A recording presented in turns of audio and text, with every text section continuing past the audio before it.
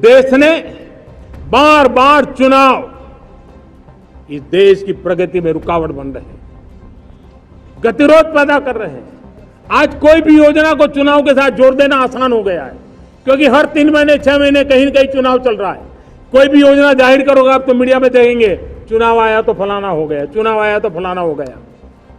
हर काम को चुनाव के रंग से रंग दिया गया है और इसलिए देश में व्यापक चर्चा हुई है।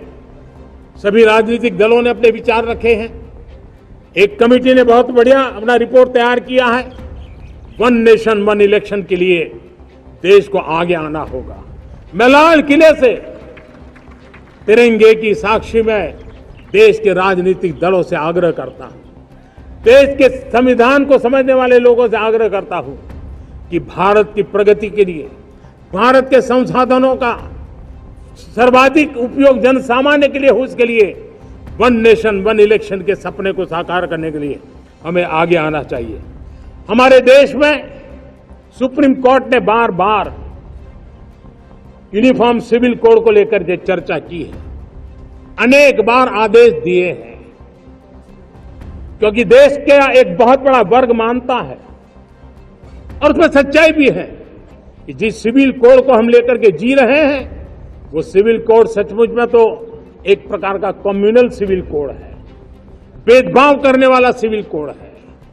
ऐसे सिविल कोड से जब संविधान के 75 वर्ष मना रहे हैं और संविधान की भावना भी जो हमें कहती है करने के लिए, देश की सुप्रीम कोर्ट भी हमें कहती है करने के लिए, और तब जो संविधान निर्माताओं का सपना था उस सपने को पूरा करना हम सबका दायित्व है।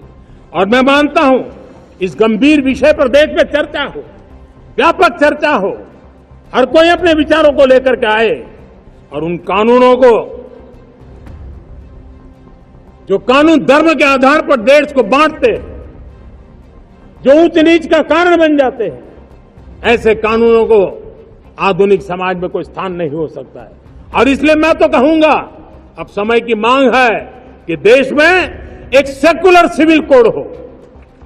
हमने कम्युनल सिविल कोड में 75 साल बिताए हैं, अब हमें सेक्युलर सिविल कोड की तरफ जाना होगा और तब जाकर के देश में धर्म के आधार पर जो भेदभाव हो रहे हैं, सामान्य नागरिक को जो दूरी महसूस होती है, उससे हमें मुक्ति मिलेगी।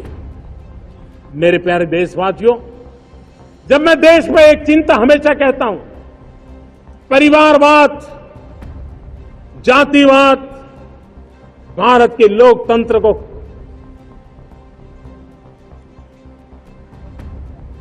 बहुत नुकसान कर रहा है।